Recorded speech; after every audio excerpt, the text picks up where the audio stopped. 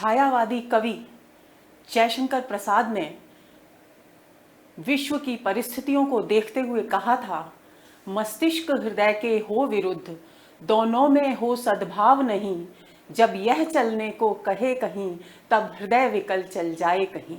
यानी कवि कहना चाहते हैं कि जब तक जीवन में मस्तिष्क यानी बुद्धि, हृदय यानी भावना के बीच उचित तालमेल नहीं होगा, सामंजस्य नहीं होगा, तब तक जीवन में आनंद नहीं मिल सकता, तब तक व्यक्ति अपने लक्ष्य को प्राप्त नहीं कर सकता। क्योंकि न तो अकेली बुद्धि काम आती है और न अकेली भावनाओं के आधार पर इस संसार के संघर्ष को जीता जा सकता है। अगर हमें संसार के जीवन के संघर्षों को जीतना है तो निश्चित रूप से भाव और बुद्धि के सामंजस्य के साथ आगे बढ़ना पड़ेगा। नमस्कार दोस्तों, साहित्य समाधान के मंच से मैं डॉक्टर रीता गौड़ आपका हार्दिक स्वागत करती हूं, अभिनंदन करती हूं। दोस्तों, हमने पिछले सत्र से एक नई श्रृंखला की शुरुआत की थी और उस श्रृंखला को हमने नाम दिया था पाठ्यक्रम रचना श्रृंखला, और आज ये उसका दूसरा सत्र है। पिछले सत्र में हमने कवि बच्चन पर, उनकी 2 कविताओं पर बात की थी और आज हम बात करने वाले हैं छायावाद के प्रमुख कवि जयशंकर प्रसाद पर। तो कवि को नमन करते हुए मैं आज का सत्र शुरू करती हूं और इस सत्र में हम उनकी 2 कविताओं पर बात करने वाले हैं। पहली है देवसेना का गीत और दूसरी है कार्नेलिया का गीत। और दोस्तों, ये और बहुत ही रोचक तथ्य है इन दोनों कविताओं के विषय में या इन 2 गीतों के विषय में कि ये दोनों गीत उनके नाटकों में पात्रों के द्वारा गाए गए हैं। यानी कि ये किसी कविता संग्रह की कृतियां नहीं हैं, उसमें संकलित कविताएं नहीं हैं, बल्कि ये गीत हैं जो उनके नाटकों स्कंदगुप्त और चंद्रगुप्त में संकलित हैं। तो चलिए शुरू करते हैं आज का सत्र। और सबसे पहले शुरुआत किससे? शुरुआत कवि के परिचय से, क्योंकि जब तक हम कवि के व्यक्तित्व को नहीं जानेंगे, उसके जीवन और उसके कृतित्व को नहीं जानेंगे, तब तक उसकी रचना को समझ नहीं पाएंगे। तो सबसे महत्वपूर्ण तथ्य जो दोस्तों आपको याद रखना है, छायावाद के आधार स्तंभों में गिने जाते हैं जयशंकर प्रसाद। छायावाद के 4 आधार स्तंभ माने गए हैं, पंत, प्रसाद, निराला और महादेवी। आप कंठस्थ कर लीजिए और उनमें से एक हैं जयशंकर प्रसाद। आपका बहुत ही छोटा सा जीवन परिचय यहाँ प्रस्तुत किया जा रहा है जो हमें जानना चाहिए। आपका जन्म 30 जनवरी 1889 को वाराणसी यानी बनारस उत्तर प्रदेश में हुआ। आपकी मृत्यु यानी आपका निधन 15 नवंबर 1937 को वाराणसी उत्तर प्रदेश में ही हुआ। आपकी माता का नाम श्रीमती मुन्नी देवी था और आपके पिता बाबू देवी प्रसाद सुंगनी साहू के नाम से विख्यात था आपका परिवार, क्योंकि आपका परिवार एक व्यवसायी परिवार था जहां तंबाकू का व्यापार होता था। प्रसाद ने आरंभिक शिक्षा क्वींस कॉलेज काशी से प्राप्त की। काशी और बनारस और वाराणसी सब एक ही बात है दोस्तों। बार बार मैं इसलिए आपको के सामने दोहराती हूं ताकि आप कभी इस तरह के नाम आने पर गलती ना करें। और उसके बाद उनकी पारिवारिक स्थितियां कुछ विषम हो गई, कुछ विपरीत हो गई, तो उन्होंने शेष शिक्षा घर पर ही रह करके प्राप्त की और उन्होंने विशेष तौर पर संस्कृत, हिंदी, फारसी भाषाओं का घर पर रहकर गहन अध्ययन किया। आगे चलते हैं। और अगर आपके गुरुओं की बात की जाए तो आपके जो प्रारंभिक शिक्षक थे उनका नाम था मोहिनी लाल गुप्त, जिनका उपनाम था रसमय सिद्ध। और आपके काव्य गुरु जिन्होंने प्रसाद को कविता लेखन की ओर प्रवृत्त किया, आगे बढ़ाया, उनका नाम था पंडित देवी प्रसाद शुक्ल, जिनका उपनाम था कवि चक्रवर्ती। दोनों ही गुरुओं के नाम और उनके उपनाम आप कंठस्थ कर लेंगे। 9 वर्ष की उम्र में, ध्यान रहे, 9 वर्ष की उम्र में ब्रज भाषा में कलाधर नाम से आपने एक सवैया रचा। सवैया एक छंद होता है, आप सभी हिंदी साहित्य के विद्यार्थी हैं, निश्चित रूप से जानते होंगे।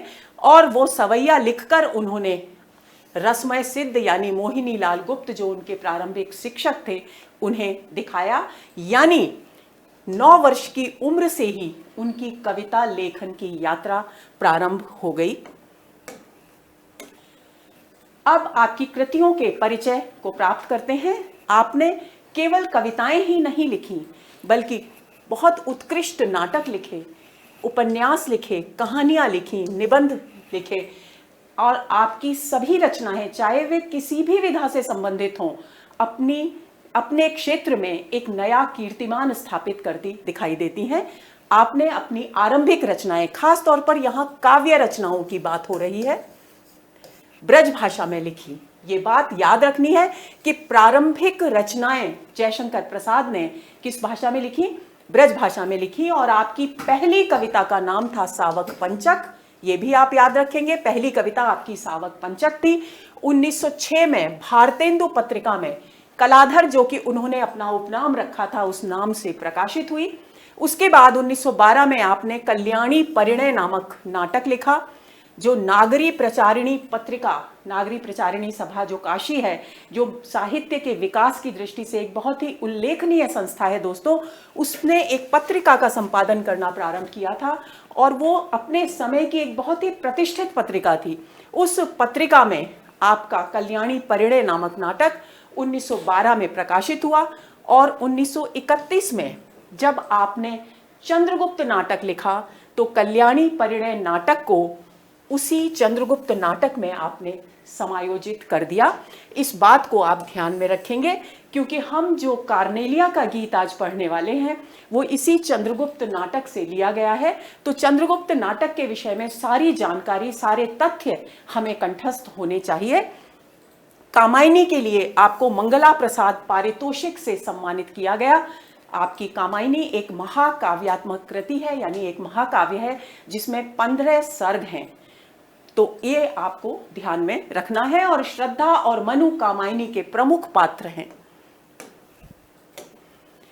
अब आपकी काव्य कृतियों का क्रमिक परिचय प्राप्त करते हैं। प्रेम पथिक आपकी पहली काव्यात्मक रचना है जो 1909 में ब्रज भाषा में प्रकाशित हुई। 1914 में इसका द्वितीय संस्करण प्रकाशित हुआ और उस संस्करण को जयशंकर प्रसाद ने खड़ी बोली में परिवर्तित करके प्रकाशित किया। यानी प्रेम पथिक पहले ब्रज भाषा में और उसके बाद 1914 में जब उसका दूसरा संस्करण सामने आया तो वो खड़ी बोली में रूपांतरित कर दिया गया था। करुणालय आपका एक काव्य नाटक है जो 1913 में प्रकाशित हुआ और ये चित्राधार के प्रथम संस्करण में संकलित किया गया और 1928 में इन दोनों ही कृतियों को, यानी करुणालय और चित्राधार को, स्वतंत्र रचनाओं के रूप में प्रकाशित किया गया। अगली रचना है उनकी महाराणा का महत्व। ये रचना भी 1914 में उनके चित्राधार नामक संकलन में प्रकाशित हुई, यानी उसी में संकलित की गई। लेकिन उसके बाद 1928 में जब करुणालय और चित्राधार जैसी रचनाएं स्वतंत्र रूप से प्रकाशित हुई, तभी उनकी रचना महाराणा का महत्व भी 1928 में ही स्वतंत्र रूप से प्रकाशित की गई। अब बात आती है कि कभी अगर मान लीजिए प्रश्न पूछा जाए कि चित्राधार का प्रकाशन वर्ष क्या है, तो यहां 2 प्रकाशन वर्ष दिए गए हैं। पहला प्रकाशन वर्ष है 1918 और दूसरा प्रकाशन वर्ष है 1928। तो 1928 अगर ऑप्शंस में है तो आपको याद रखना है कि चित्राधार का स्वतंत्र काव्यकृति, काव्य संकलन के रूप में प्रकाशन 1928 में हुआ और उससे पहले 1918 में जो चित्राधार प्रकाशित हुआ था उसमें अन्य रचनाएं, कल्याणी परिणय आदि भी समायोजित थीं। अगली उनकी रचना है कानन कुसुम। 1913 में ब्रज भाषा में प्रकाशित हुई, 1918 में खड़ी बोली में प्रकाशित हुई। विद्वानों का मानना है कि उनकी खड़ी बोली की पहली कृति कानन कुसुम है, इसको भी आप ध्यान में रख लेंगे। झरना भी 1918 और 1927 में क्रमशः प्रकाशित हुआ, उनके अलग अलग संस्करण। आंसू बहुत ही लोकप्रिय अपने समय की कृति उनकी 1925 में पहले प्रकाशित हुई, उसके बाद 1933 में प्रकाशित हुई। लहर उनकी काव्य क्षमता का, उनकी काव्य प्रतिभा का चरमोत्कर्ष है लहर, और 1935 में इसका प्रकाशन हुआ। और उनके कवि रूप के जो चरम दर्शन होते हैं, जो सर्वोत्कृष्ट रूप के दर्शन होते हैं, वो हमें कामायनी में दिखाई देते हैं जो 1936 में प्रकाशित हुई। मानवीय भावनाओं का मानवीकरण यहाँ पर कवि ने किया और उसके माध्यम से सृष्टि के विकास क्रम की कथा को प्रस्तुत किया है, जिसे उन्होंने तत्कालीन यानी 1936 के आसपास के विश्व का जो परिदृश्य था, जो वातावरण था, उसमें ढालकर उस युग की समस्याओं से जोड़कर यहाँ अपनी भावनाओं की, अपने विचारों की अभिव्यक्ति की है। आपने जो उपन्यास लिखे उनमें 3 उपन्यास खास तौर से हैं। उनमें से इरावती उनका एक अधूरा उपन्यास है, 1938 में प्रकाशित हुआ। उनका पहला उपन्यास कंकाल 1929 में प्रकाशित हुआ और तितली 1934 में प्रकाशित हुआ।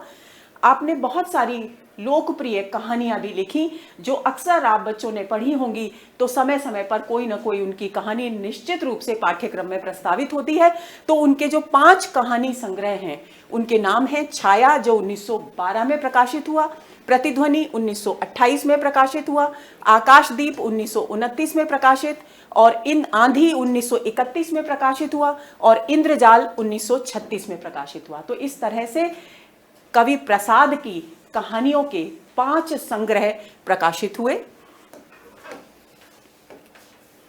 अब उनके परवर्ती विद्वान जो उनके बाद के विद्वान हुए, उन्होंने सोचा कि प्रसाद एक बहुत ही महत्वपूर्ण कवि हैं, तो क्यों ना उनकी समस्त रचनाओं को एक ही पुस्तक के रूप में संपादित कर दिया जाए। तो उनकी रचनाओं का जो समग्र संपादन है दो विद्वानों के द्वारा किया गया।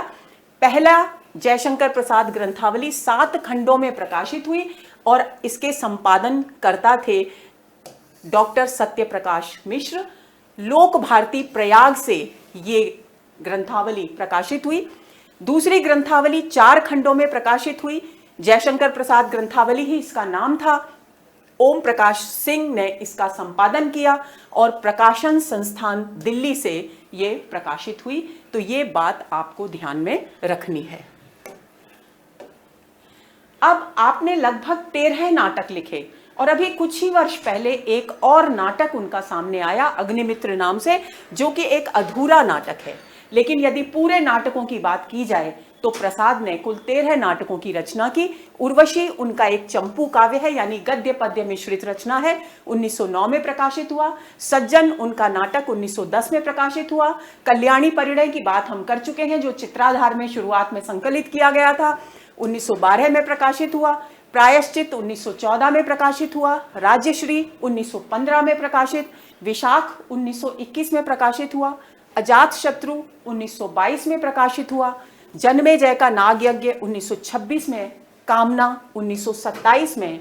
स्कंदगुप्त जिसमें से लिया गया है देवसेना का गीत 1928 में प्रकाशित हुआ। इस वर्ष को आप कंठस्थ कर लीजिए। एक घूंट 1930 में प्रकाशित हुआ। चंद्रगुप्त 1931 में प्रकाशित हुआ, जिसमें से लिया गया है आज का कार्नेलिया का गीत। ध्रुव स्वामिनी 1933 में, और अग्निमित्र अपूर्ण उनकी रचना है।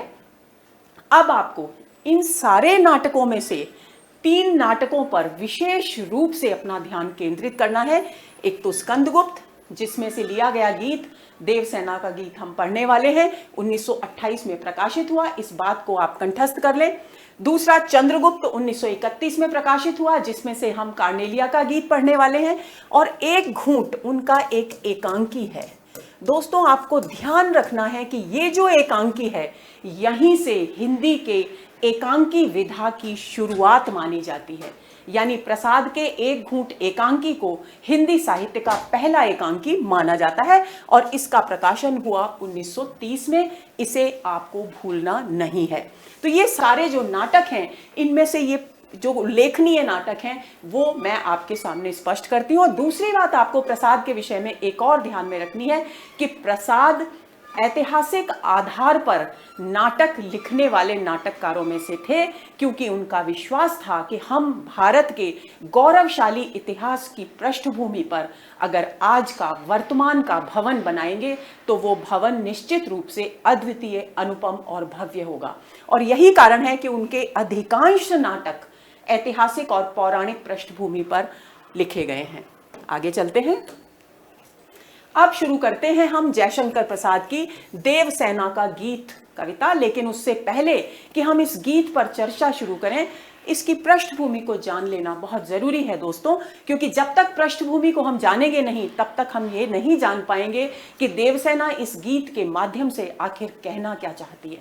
तो सबसे पहली बात कि स्कंदगुप्त नाटक जो 1928 में प्रकाशित हुआ, उसके 5वें अंक के 6ठे दृश्य में से ये गीत लिया गया है। ये कंठस्थ कर लीजिए। स्कंदगुप्त नाटक, प्रकाशन वर्ष 1928, अंक 5 और दृश्य 6, जहां से देवसेना का गीत लिया गया है। अब इस गीत की मूल विषय वस्तु क्या है, इस गीत की मूल विषय वस्तु है देवसेना की व्यथा की भावपूर्ण अभिव्यक्ति। व्यथा क्या, यानी उसकी पीड़ा, उसके हृदय का जो दुख है उसको यहाँ पर अत्यंत भावपूर्ण तरीके से, भावपूर्ण शैली में प्रसाद ने यहाँ अभिव्यक्त किया है। अब ये देवसेना आखिर है कौन, तो आपको ध्यान रखना है कि ये देवसेना जिसने ये गीत गाया है, और ये गीत देवसेना का गीत के नाम से ही साहित्य जगत में विख्यात है, ये मालव राज बंधु वर्मा की बहन है।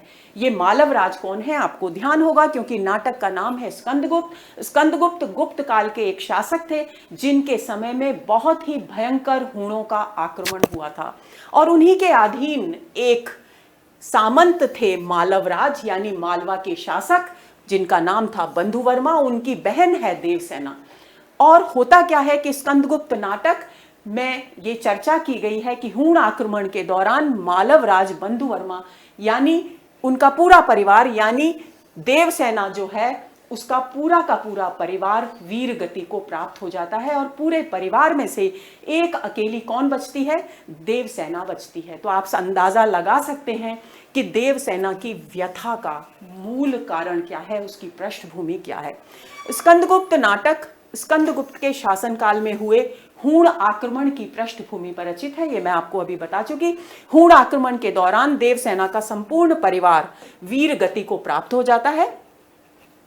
अब देवसेना एकाकी यानी अकेली रह जाती है, लेकिन क्योंकि वो एक ऐसे परिवार की पुत्री है, एक ऐसे परिवार की सदस्य है जिसने राष्ट्र की सुरक्षा के लिए अपना सब कुछ न्यौछावर कर दिया, तो उस स्थिति में उसके मन में भी राष्ट्र के प्रति कुछ कर गुजरने की बहुत ही प्रबल इच्छा है।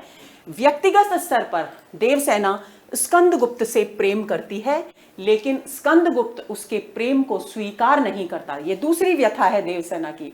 एक व्यथा, वो अकेली रह गई है, उसका पूरा का पूरा परिवार हूण आक्रमण के समय वीर गति को प्राप्त कर चुका है।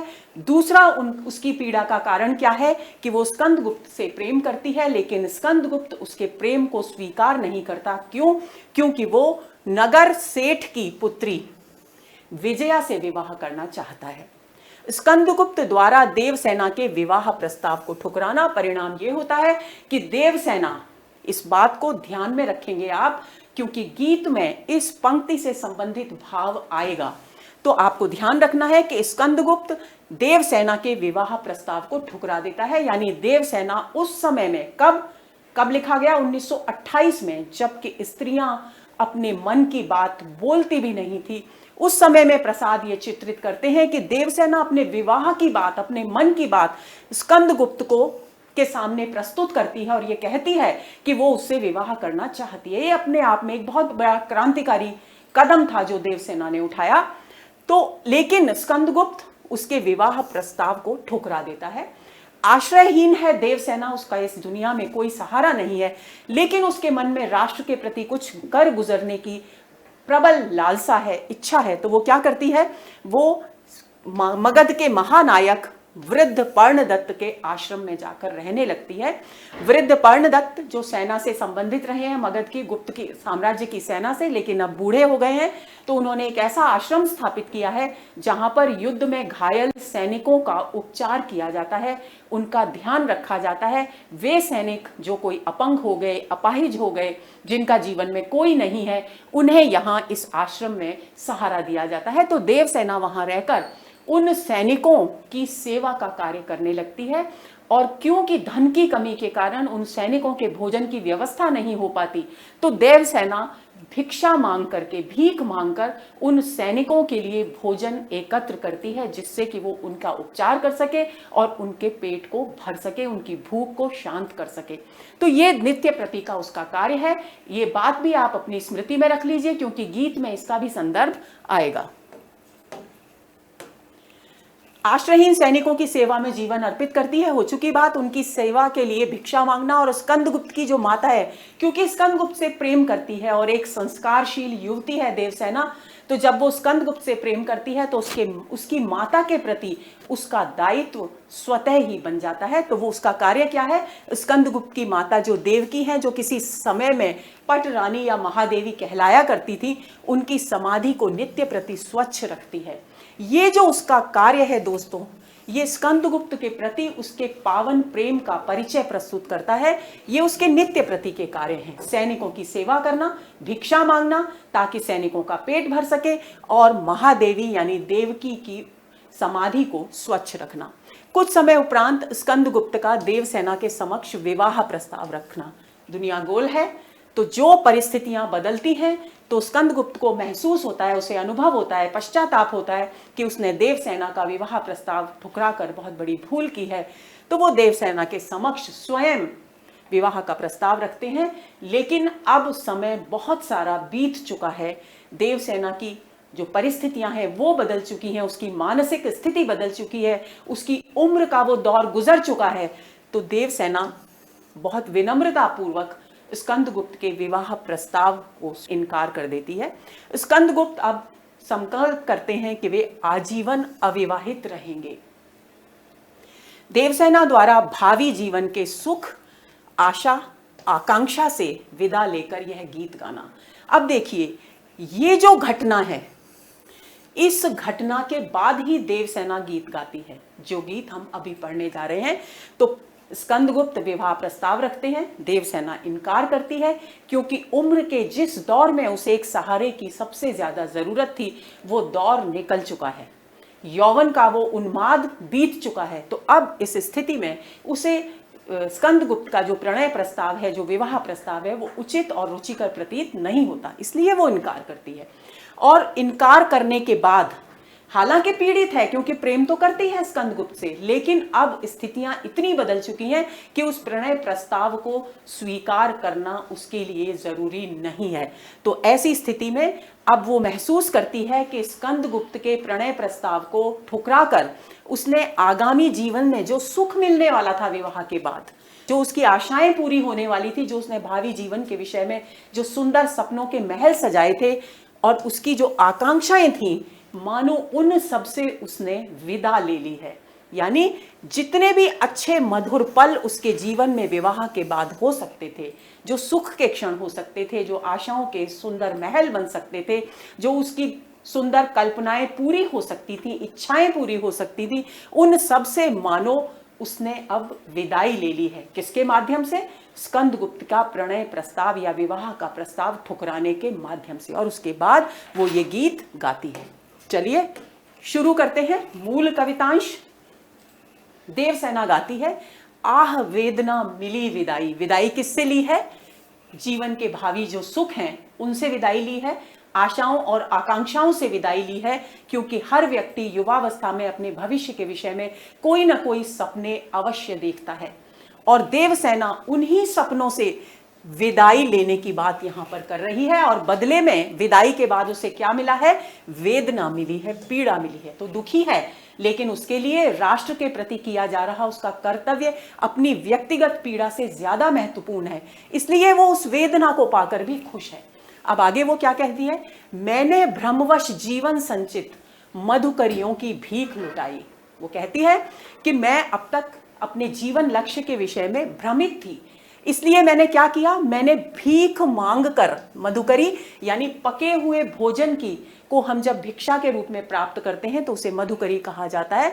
तो मैंने जो खुद मधुकरी यानी पके हुए अन्न की भिक्षा प्राप्त की, उसे मैंने भ्रमवश जीवन भर जो भी कुछ इकट्ठा किया उसको भी मैंने भीख में दे दिया। यानी मैंने अपने जीवन में थोड़ा बहुत जो भी सुख, जो भी आनंद प्राप्त किया, उसे भी मैंने दूसरों के सुख के लिए न्यौछावर कर दिया। अब मेरे जीवन में केवल और केवल क्या शेष है? वेदना शेष है, क्योंकि मैं विदाई ले चुकी हूं जीवन की सुनहरी आशाओं से, आकांक्षाओं से और सुख से। छल छल थे संध्या के श्रमकण, आंसू से गिरते थे प्रतिक्षण, मेरी यात्रा पर लेती थी नीरवता अनंत अंगड़ाई। अब क्या कह रही है देवसेना? देवसेना कह रही है कि ये जो समय है, ये मेरे जीवन में से यौवन के जो क्षण थे वो बीत चुके, अब यौवन अवसान पर है। संध्या क्या होती है? रात्रि से पहले का समय होता है। तो यौवन के उतर जाने के बाद का समय यहां पर संध्या शब्द के द्वारा अभिव्यक्त किया गया है।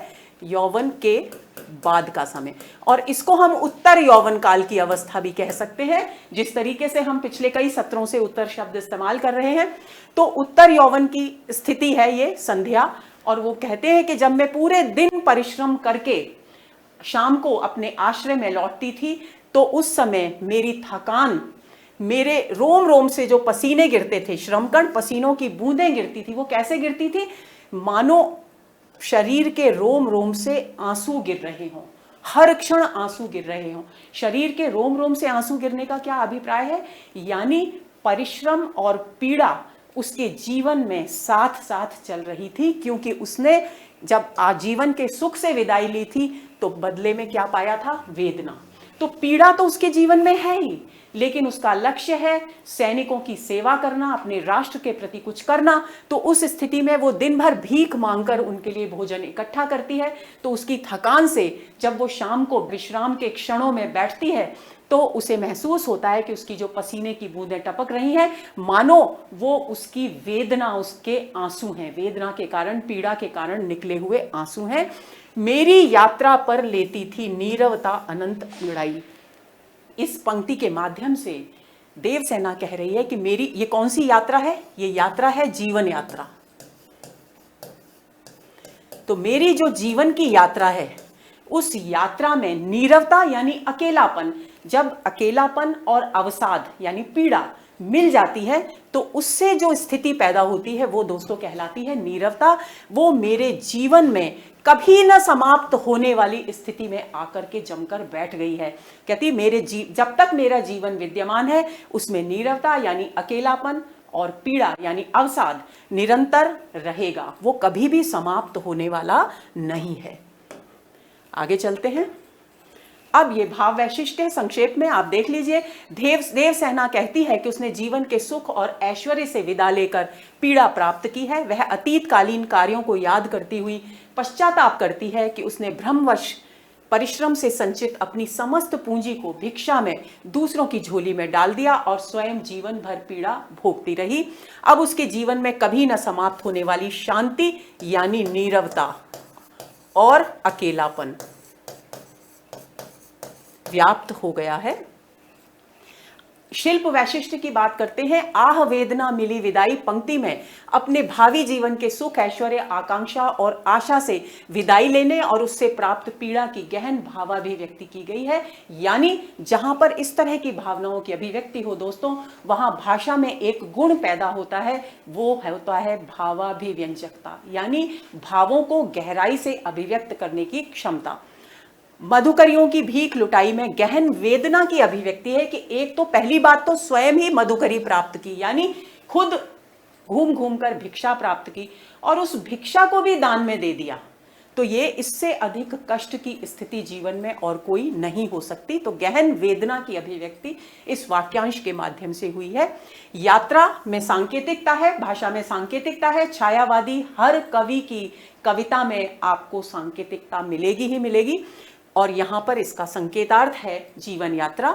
नीरवता अनंत अंगड़ाई का संकेतार्थ है जीवन में नीरवता अर्थात शांति और अवसाद यानी अकेलेपन की पीड़ा हमेशा के लिए विद्यमान हो गई है। आंसू से में उपमा अलंकार है, क्योंकि पसीने की जो बूंदें उसके रोम रोम से टपकती हैं, उनके लिए तुलना की गई है किससे?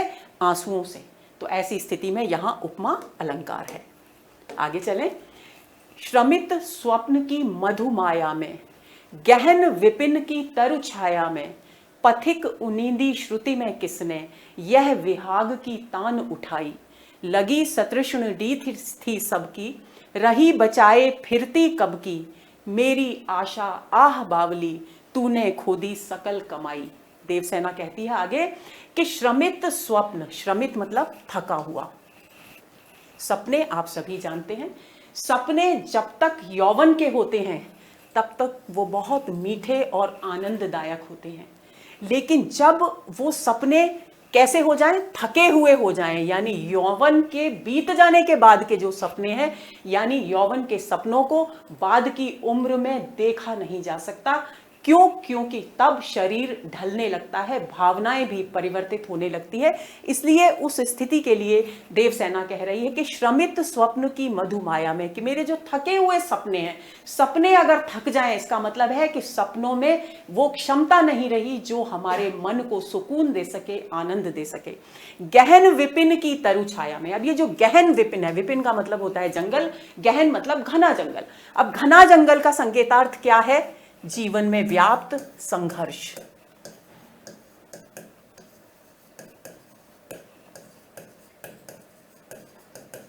घना जंगल है तो यानी संघर्ष विकराल है। तरु छाया में, जब गहरा जंगल है, संघर्ष ही संघर्ष है जीवन में, तो वहां व्यक्ति कुछ क्षण शांति के बिताना चाहता है, तो वो किसी न किसी वृक्ष की छाया में बैठकर अपने आप को सुकून के 2 पल देना चाहता है। तो देवसेना भी वही कर रही है कि मैं जीवन के संघर्ष से युक्त जीवन में एक वृक्ष की छाया में बैठकर विश्राम के कुछ पल बिताना चाहती हूं। लेकिन ये न जाने कौन है जिसने नींद से भरे हुए, थके हुए मेरे कानों में, श्रुति मतलब कान, मेरे कानों में विहाग की मधुर ध्वनि गुंजायमान कर दी है। विहाग दोस्तों एक ऐसी राग होती है संगीत की जो आधी रात के समय गाई जाती है। अब आप देखिए किस तरह के शब्द और किस तरह के संकेतों का प्रयोग करते हैं जयशंकर प्रसाद। जब कभी हम बहुत गहरी मीठी नींद में सो रहे हों और कोई सी भी राग कोई छेड़ दे, और हमारी नींद जब टूट जाती है उस शोर के कारण, उस आवाज के कारण, तो हमें उस राग में मधुरता प्रतीत नहीं होती, बल्कि झुंझलाहट आती है, तकलीफ होती है। तो वही स्थिति यहां पर देवसेना की है। देवसेना कह रही है कि जब मेरा समय था ये विहाग की राग सुनने का, ये मधुर गीत सुनने का, तब मेरे जीवन में ये राग और ये स्वर लहरियां नहीं थी। लेकिन अब जबकि मैं जीवन के संघर्षों से जूझ कर थक चुकी हूं और मैं कुछ क्षण शांति के बिताना चाहती हूं, उस समय न जाने ये कौन है जो अर्धरात्रि के समय, यानी मेरे जीवन की आधी उम्र बीत जाने के बाद, मेरे जीवन में विहाग की स्वर लहरी गुंजायमान कर रहा है। विहाग की स्वर लहरी से संकेत है स्कंदगुप्त के विवाह प्रस्ताव की ओर, क्योंकि जिस बात को वो भूल चुकी थी, जिन आशाओं, जिन सपनों को वो भुला चुकी थी, वो वापस से उस प्रस्ताव के माध्यम से उसके जीवन में उथल पुथल उत्पन्न हो गई है। आगे वो कहती है, लगी सतृष्ण दीठ थी सबकी। कहती है अपने युवावस्था के दिनों को याद करती है और कहती है कि जब मैं युवा थी, युवती थी, अपूर्व सुंदरी थी, तब सभी मेरी तरफ तृष्णा भरी, लालसा भरी, लालच भरी दृष्टि से देखते थे और मेरा सिर्फ काम यही होता था कि मैं उन सब की बुरी नजरों से अपने आप को बचा सकूं। और वो आगे कहती है, मेरी आशा आह बावली तूने खोदी सकल कमाई। अब देखिए आशा को यहाँ बावली क्यों कहा गया है? आशा से तो जीवन में सकारात्मकता आती है, लेकिन कवि आशा को बावली कह रहे हैं क्योंकि कई बार हम बहुत अधिक उत्साहित होते हैं अपने जीवन के लिए, तो हम सही और गलत का निर्णय नहीं कर पाते। उसी अति उत्साह, उसी अति सकारात्मकता के दौर को कवि ने क्या कहा है? बावली कहा है, क्योंकि देवसेना को लगता है कि मैंने अपने जीवन के विषय में, अपने भविष्य के विषय में जो भी सपने संजोए वो अति उत्साह से भरकर के संजोए, और यही कारण है कि मैं अपने जीवन के विषय में संतुलित निर्णय नहीं ले सकी और मैंने जो कुछ भी संचित किया था, जो कुछ भी प्राप्त किया था अपने परिश्रम से, उस सारी की सारी कमाई को गंवा दिया। आगे चलते हैं।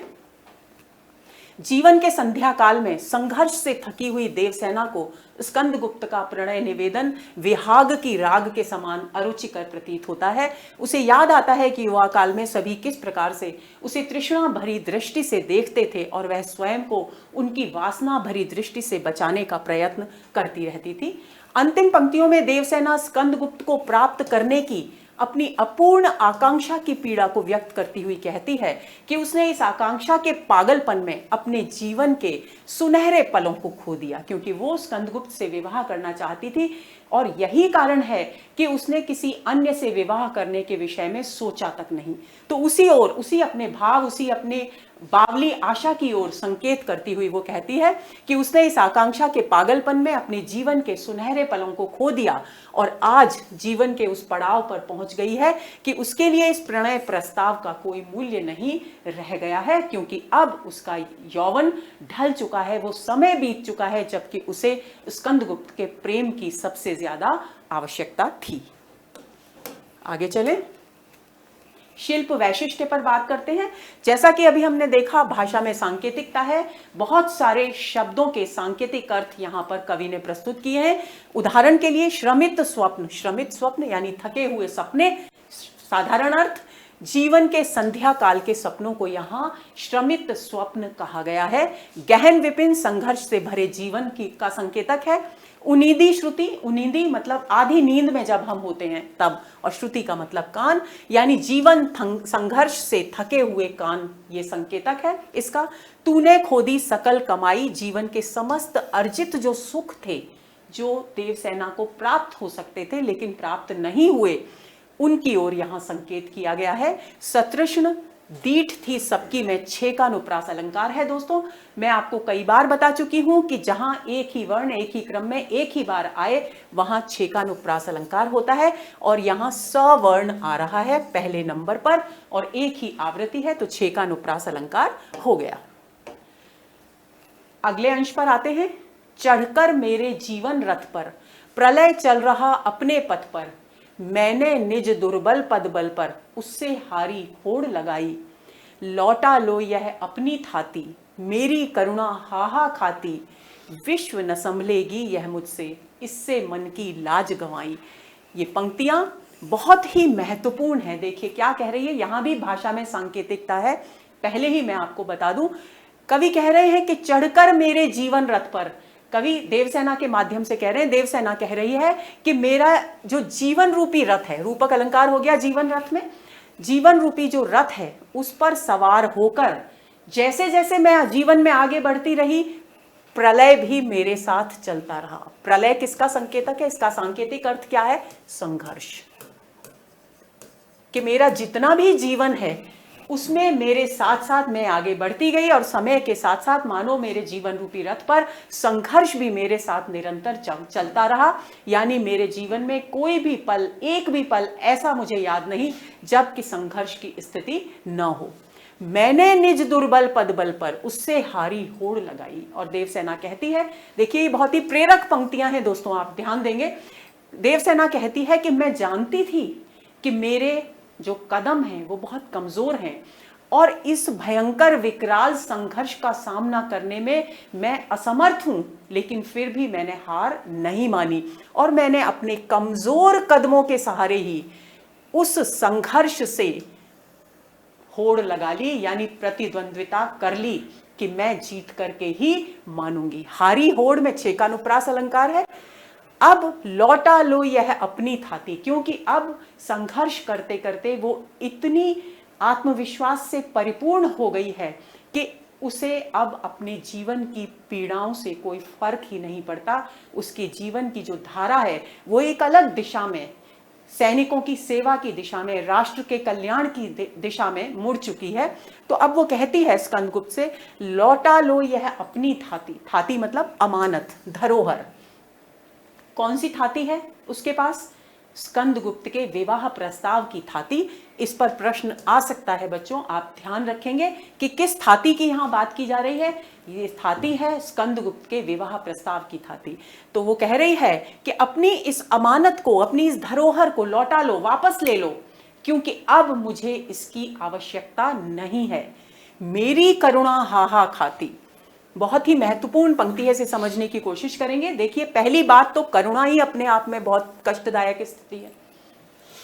दूसरी बात, करुणा भी हाहा खा रही है, यानी दुख व्यक्त कर रही है। तो सबसे पहली बात, करुणा का मानवीकरण हो गया, क्योंकि दुख व्यक्त कौन करता है? मनुष्य करते हैं। भाव कभी भी दुख व्यक्त नहीं करते, लेकिन भावनाओं का मानवीकरण करना जयशंकर प्रसाद की एक खास विशेषता है। तो यहाँ उन्होंने करुणा का मानवीकरण किया है। तो पहले तो यहाँ मानवीकरण अलंकार हो गया, और उसके बाद करुणा हाहा खाती है कह करके उन्होंने देवसेना की पीड़ा को गहराई से अभिव्यक्त किया है कि करुणा तो पहली बात पीड़ा ही हो गई, लेकिन वो भी अगर दुख व्यक्त करेगी तो यानी पीड़ा कितनी गहरी है, इस बात की ओर इस पंक्ति से संकेत कर रहे हैं कवि। विश्व न संभलेगी यह मुझसे, इससे मन की लाज गंवाई। अब देखिए, एक बात मैंने छायावाद के विषय में आपसे कही थी पिछले सत्र में, बच्चन जी के संदर्भ में मैंने आपसे कहा था कि छायावाद और हालावाद में एक खास फर्क है। इस फर्क को दोस्तों एक बार फिर दोहरा रही हूं, आप हमेशा याद रखेंगे।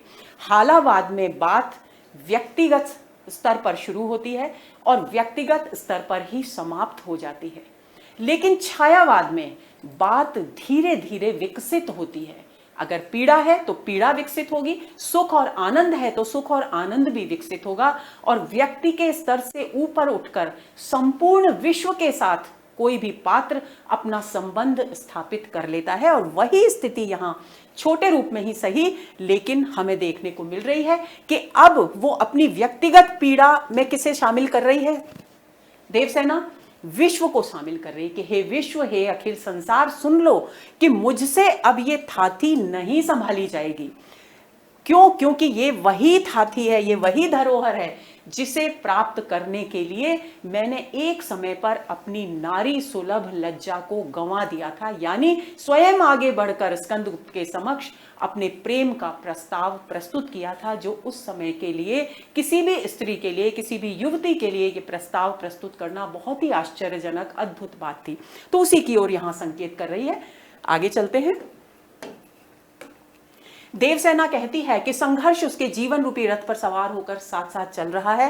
वह कहती है कि उसने अपने दुर्बल कदमों के सहारे समय से मुकाबला करने की कोशिश की, यानी संघर्षों से पार उतरने की कोशिश की है, किंतु वह असफल रही है। वह कहती है कि हे विश्व, मैं अब जीवन के इस संध्या काल में प्रेम की इस धरोहर को संभालने योग्य नहीं हूं, क्योंकि मैंने इसके लिए अपने मन की लज्जा तक को एक समय में गंवा दिया था।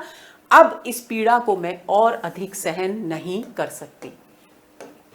शिल्प वैशिष्ट्य की बात करेंगे तो जीवन रथ में रूपक अलंकार है, जीवन उपमेय है, रथ उपमान है, और दोनों का अभेद आरोप है तो रूपक अलंकार हो गया।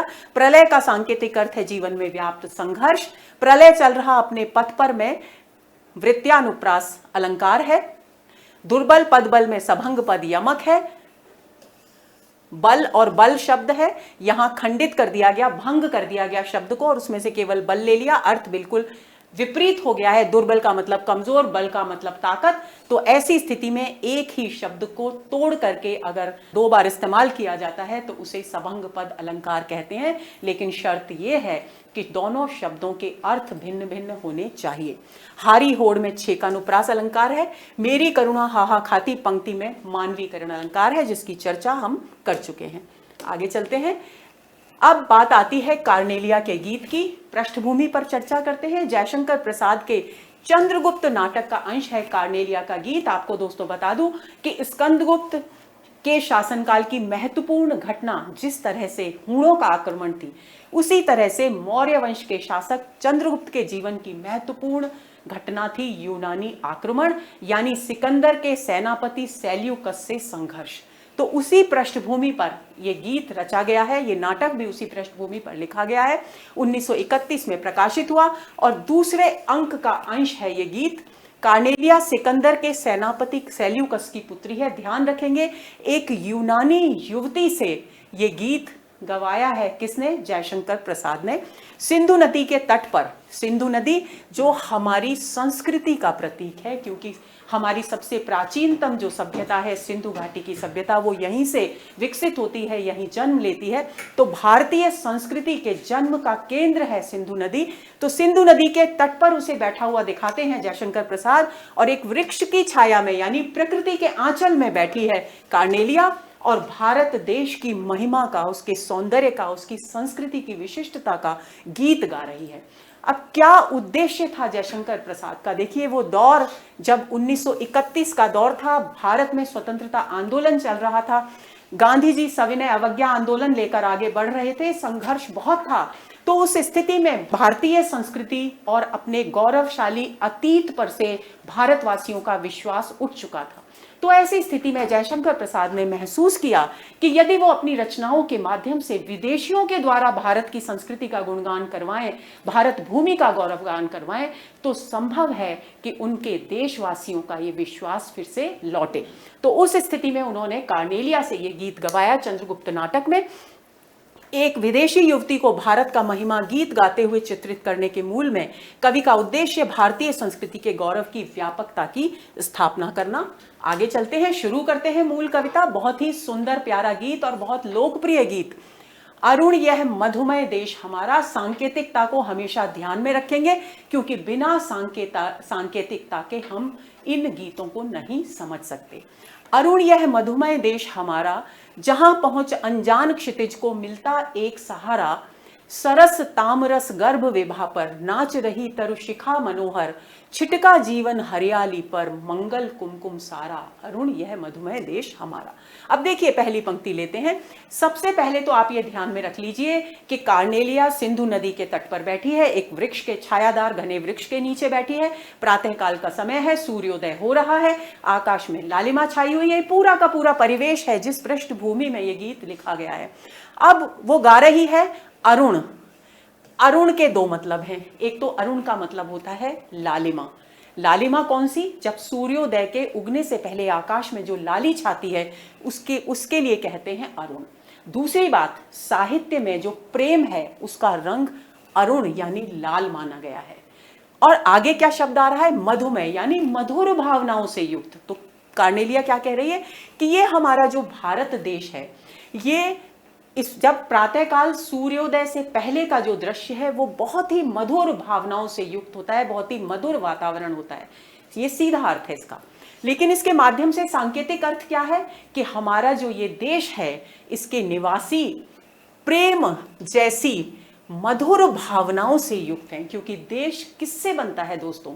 देश जमीन से नहीं बनता, दीवार से नहीं बनता, बल्कि देशवासियों से बनता है। तो वो इस देश शब्द के माध्यम से न केवल भारत भूमि की ओर संकेत कर रही है बल्कि देशवासियों के व्यक्तित्व की विशेषताओं को भी यहाँ उद्घाटित कर रही है। वो कहती है कि मेरे देश के जो वासी हैं, मेरे भारतवासी हैं, वे कैसे हैं? मधुर, प्रेम की मधुर भावनाओं से युक्त हैं। और ये एक ऐसा देश है जहां अनजान क्षितिज यानी दूर अनजान देशों से, अनजान भूमि से आने वाले लोगों को भी आश्रय मिलता है। जिनको हम नहीं जानते वो भी अगर भारत में आ जाए तो हम उनका स्वागत करते हैं, उन्हें आश्रय देते हैं, उन्हें दुत्कार कर अपने देश से भगाते नहीं है। ये हमारी संस्कृति की खास बात है जिसकी ओर संकेत कौन कर रही है? एक विदेशी यूनानी युवती कार्नेलिया। सरस तामरस गर्भ विभा पर नाच रही तरुशिखा मनोहर। अब वो कह रही है कि सूर्योदय हुआ नहीं है, आकाश में लालिमा व्याप्त है, और वो जो लालिमा है वो तरुशिखाओं से लेकर यानी वृक्षों की ऊपर की चोटियों से लेकर के, तामरस मतलब कमल के पुष्प जो सरोवर में खिले हुए हैं सुंदर सुंदर, उन सभी पर समान रूप से बिखरी हुई है। तो ऐसा प्रतीत हो रहा है, कल्पना करते हैं कवि कि ऐसा प्रतीत हो रहा है मानो वो लालिमा वृक्षों की चोटियों से लेकर कमल के पुष्पों तक थिरकती हुई, नृत्य करती हुई इधर से उधर विचरण कर रही है। आगे की पंक्ति में वे कहते हैं, छिटका जीवन हरियाली पर मंगल कुमकुम सारा। और क्योंकि भारत भूमि बहुत हरी भरी है, संपन्न है, धन धान्य से भरपूर है, तो उस हरी भरी भारत भूमि पर जब ये लाल सूर्य की उषा की किरणें पड़ती हैं तो ऐसा लगता है मानो किसी ने मंगल कुमकुम, जो हम पूजा में कुमकुम इस्तेमाल करते हैं, जो रोली इस्तेमाल करते हैं, वो मानो चारों ओर फैल गई हो। तो ये सीधा अर्थ हुआ। लेकिन यहाँ हरियाली का संकेतार्थ क्या है? हरियाली का संकेतार्थ है आनंद, खुशहाली, और मंगल कुमकुम का संकेतार्थ है भारतीय संस्कृति की कल्याणकारी भावना, जहां केवल अपने विषय में नहीं सोचा जाता बल्कि दूसरों के कल्याण के विषय में भी सोचा जाता है। उस भावना की ओर यहाँ पर संकेत किया जा रहा है। यानी प्रातःकालीन सौंदर्य का चित्रण मात्र नहीं है ये पंक्तियां, बल्कि इनके माध्यम से कवि भारतीय संस्कृति की प्रमुख विशेषताओं की ओर संकेत कर रहे हैं। आगे चलते हैं। प्रातःकालीन प्राकृतिक सौंदर्य के माध्यम से भारत का गौरवगान किया जा रहा है। कवि कहते हैं कि हमारा भारतवर्ष प्रातःकालीन लालिमा के समान प्रेम के मधुर भावों से युक्त है। दूर दूर से आए हुए अनजान व्यक्ति भी यहाँ आश्रय प्राप्त करते हैं। प्रातःकालीन सूर्य की लाल किरणें जब पुष्पों और वृक्षों की चोटियों पर पड़ती हैं तो ऐसा प्रतीत होता है मानो वे नव विकसित कमल के पुष्पों से लेकर वृक्षों की चोटियों तक नृत्य कर रही हों। शिल्प वैशिष्ट्य की बात करें तो मैंने आपको बताया भाषा में सांकेतिकता है। अरुण यह मधुमय देश हमारा पंक्ति के द्वारा प्रेम की मधुर भावनाओं की अभिव्यक्ति की गई है, क्योंकि साहित्य में प्रेम का रंग अरुण यानी लाल माना गया है। हरियाली जीवन में व्याप्त आनंद उल्लास और मंगल कुमकुम भारतीय संस्कृति में विद्यमान कल्याणकारी भावनाओं की प्रतीक है। इसकी चर्चा हम कर चुके हैं। अगला अंश लेते हैं। लघु सुर धनु से पंख पसारे, शीतल मलय समीर सहारे, उड़ते खग जिस ओर मुंह किए, समझ नीड़ निज प्यारा। बरसाती आंखों के बादल बनते जहां भरे करुणाजल, लहरें टकराती अनंत की पाकर जहां किनारा। अरुण यह मधुमय देश हमारा, हेम कुंभ ले उषा सवेरे, भरती ढुलकाती सुख मेरे, मधिर ऊंघते रहते जब जग कर रजनी भर तारा। कवि क्या कह रहे हैं? कवि कार्नेलिया के माध्यम से कह रहे हैं कि भारत भूमि इतनी विशिष्ट है, कितनी विशिष्ट है कि यहाँ पर दक्षिण भारत में जो मलयाचल पर्वत है, जहां पर कहा जाता है कि चंदन के वृक्षों के वन हैं, तो जब वहां से हवा गुजरती है तो वो अपने साथ चंदन की खुशबू लेकर के आती है और उसी मलय यानी चंदन की गंध से युक्त हवाओं के सहारे उसे सूंघते हुए अपने छोटे छोटे सूर्यधनु इंद्रधनुष, लघु शब्द आया है तो यानी छोटे छोटे इंद्रधनुषी रंगों के यानी रंग बिरंगे पंखों को फैलाकर जो पक्षी हैं वो उस शीतल चंदन की सुगंध से युक्त हवा के सहारे भारत की ओर मुंह करके उड़े चले आते हैं, क्योंकि उन्हें उस गंध में ऐसी अनुभूति होती है मानो वे अपने घोंसलों की, अपने आश्रय की, अपने घर की तरफ चल रहे हैं। इसका संकेतार्थ यह है कि अनजान देशों से आने वाले लोगों को भी भारत में आकर, भारत भूमि में आकर अपने घर जैसा वातावरण मिलता है। बरसाती आंखों के बादल बनते जहां भरे करुणाजल, और यहाँ के निवासी ऐसे हैं जो दूसरों की पीड़ा से संवेदना से युक्त होते हैं, भर उठते हैं और ये कोशिश करने लगते हैं, उनमें उनकी पीड़ा को अपने हृदय में महसूस कर ये कोशिश करने लगते हैं कि किस तरह से इस पीड़ा को दूर किया जाए। यानी वे करुणा से भरे हुए हैं यहाँ के नागरिक, और बरसाती आंखों के बादल यानी दूसरों की पीड़ा को अपने भीतर महसूस कर संवेदना का अनुभव करना, ये इसका सांकेतिक अर्थ है। लहरें टकराती अनंत की पाकर जहां किनारा, इसका संकेतार्थ है कि समुद्र क्योंकि तीन ओर से भारत भूमि को घेरता है तो उन समुद्रों की विकराल लहरें समुद्र तट पर टकराती हैं, और जब टकराती हैं तो स्वाभाविक ही है कि वो शांत होकर के लौटती भी हैं। तो उसी का संकेतार्थ यहाँ पर कवि प्रस्तुत कर रहे हैं। कवि कहते हैं कि जिस तरीके से समुद्र की विकराल लहरें भारत भूमि के तटों पर टकराकर शांत होकर वापस लौट जाती हैं, उसी तरह से शत्रुता का भाव लेकर जो शत्रु, विदेशी शत्रु भारत भूमि की ओर आते हैं, वे यहाँ भारत भूमि में आकर के अपना वैर भाव भूल जाते हैं और यहीं के होकर के रह जाते हैं।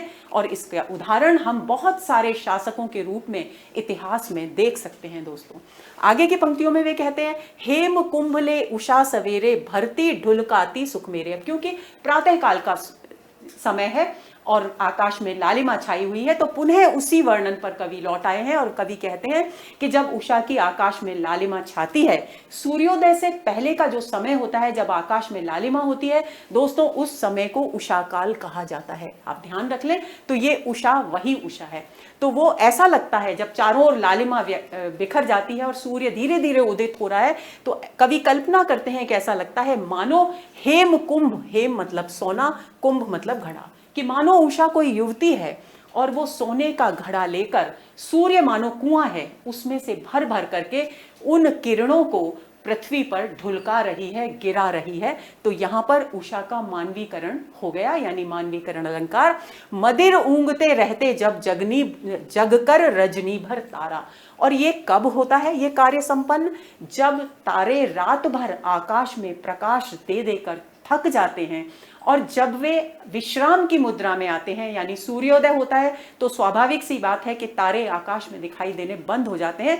तो कवि तारों के दिखाई न देने को क्या मानते हैं कि अब वे विश्राम करने चले गए हैं, ऊँघने लग जाते हैं। जब सोने लग जाते हैं और थकान के नशे में डूबकर मस्त विश्राम की मुद्रा में आ जाते हैं, तब क्योंकि वे रात भर जाग करके पूरी सृष्टि को, पूरी पृथ्वी को प्रकाश देते रहे हैं, तो उन्हें थकान हो गई है, ये कवि की कल्पना है।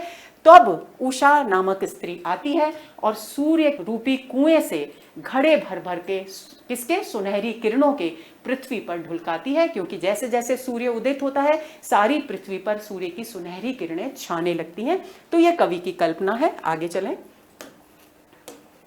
भारत भूमि के प्रातःकालीन सौंदर्य का वर्णन करते हुए कवि कहते हैं कि यहाँ दक्षिण के मलयगिरी से टकराकर आने वाली चंदन की सुगंध से युक्त वायु बहती है तथा उसी के सहारे दूर देशों के पक्षी भी अपने छोटे छोटे इंद्रधनुषों के समान पंख फैलाए इस भारत भूमि को अपना स्वयं का नीड़ समझकर आ जाते हैं। अर्थात भारत भूमि विदेशियों को भी आश्रय देने वाली है।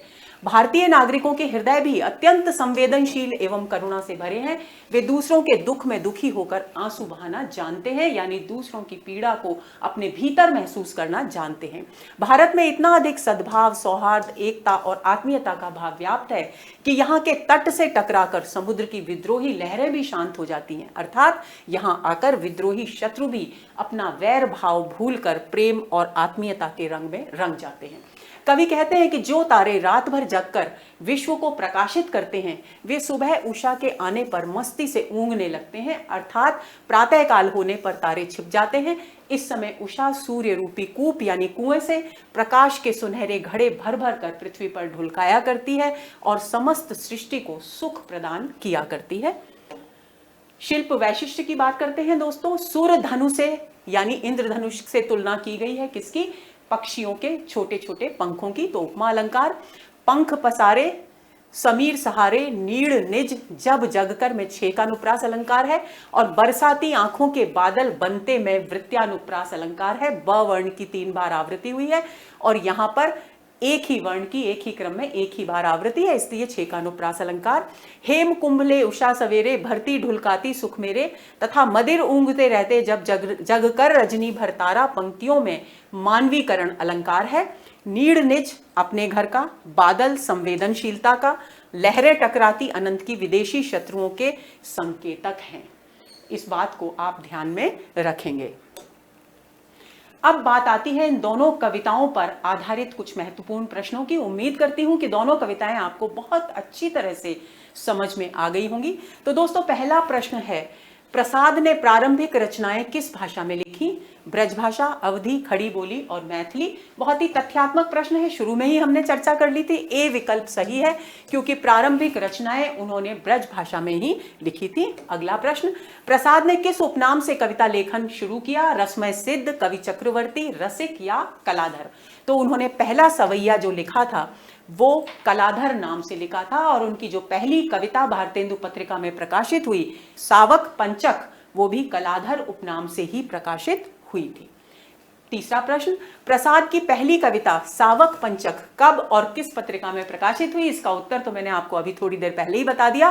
तो इसके ऑप्शंस हैं 1902 में इंदु पत्रिका, 1908 में भारत मित्र, 1905 में सरस्वती पत्रिका या फिर 1906 में भारतेंदु पत्रिका।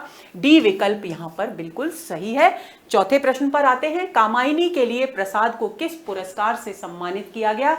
तो दोस्तों साहित्य अकादमी पुरस्कार। विकल्प आपके ये हैं, मैथिली शरण गुप्त सम्मान, मंगला प्रसाद पारितोषिक या फिर भारत भारती सम्मान। तो आपको याद होगा कि जिस समय प्रसाद ने कामायनी रची यानी 1936 में, उस समय साहित्य का सर्वोत्कृष्ट सम्मान माना जाता था मंगला प्रसाद पारितोषिक और उन्हें वही सम्मान कामायनी के लिए प्राप्त हुआ।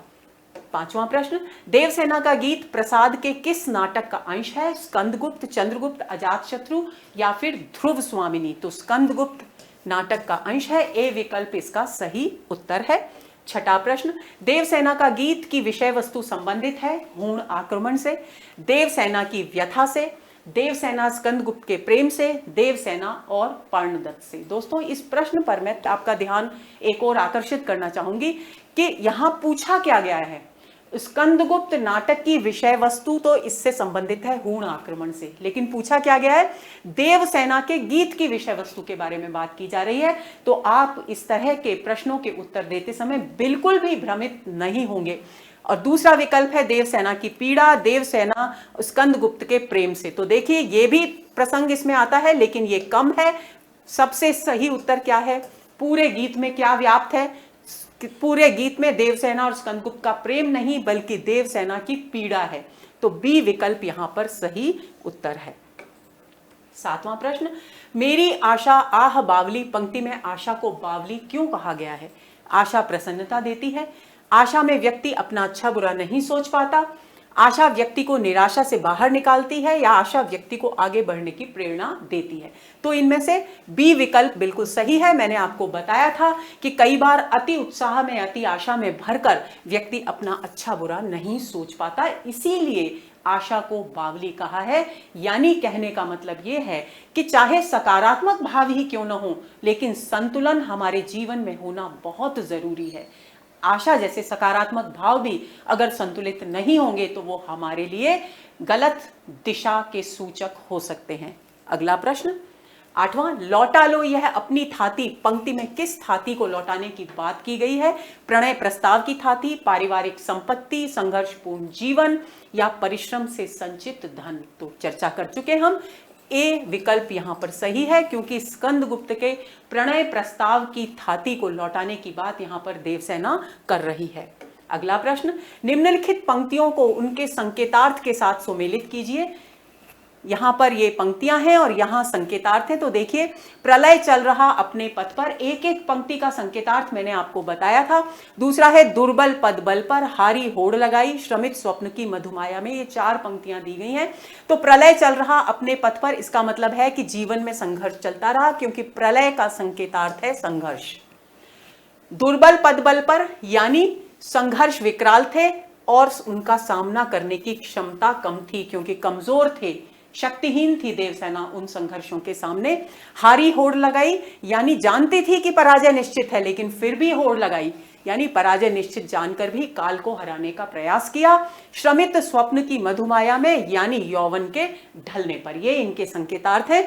अब देखते हैं कौन सा विकल्प हमारे लिए यहां सही आ रहा है। तो ए का उत्तर क्या है? ए का उत्तर है जीवन में संघर्ष, यानी दूसरा।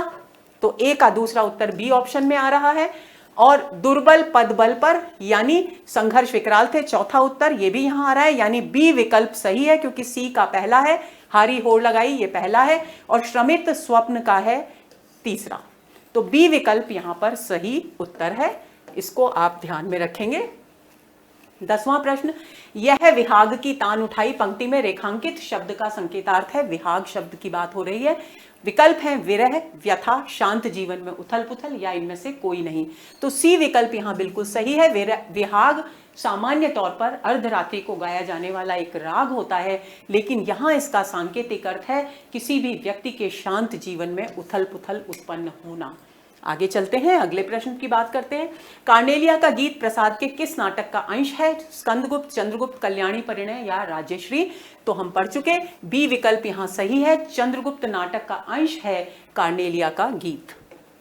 12वां, कार्नेलिया का गीत की विषय वस्तु संबंधित है चंद्रगुप्त की वीरता से, स्कंदगुप्त के पराक्रम से, भारतीय संस्कृति से, या भारत के गौरव गान से? तो डी विकल्प यहां बिल्कुल सही है। हालांकि यह भी थोड़ा सही है, लेकिन पूरी तरह से जो सही है विषय वस्तु वो है भारत के गौरव गान की बात।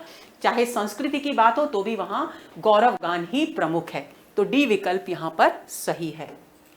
उड़ते खग तथा बरसाती आंखों के बादल का क्रमशः संकेतार्थ है उड़ते पक्षी और वर्षा ऋतु, अन्य देशों से आने वाले पक्षी, यात्री, या भारतवासियों की संवेदनशीलता, कल्पनाशीलता, निराश हताश जीवन, पक्षियों का कलरव और जीवन के संघर्ष। तो बी विकल्प यहां पर बिल्कुल सही है, क्योंकि उड़ते खग के माध्यम से अन्य देशों से आने वाले पक्षियों और यात्रियों की ओर कवि ने संकेत किया है, और बरसाती आंखों के बादल के माध्यम से भारतवासियों की संवेदनशीलता की ओर यहां संकेत किया गया है।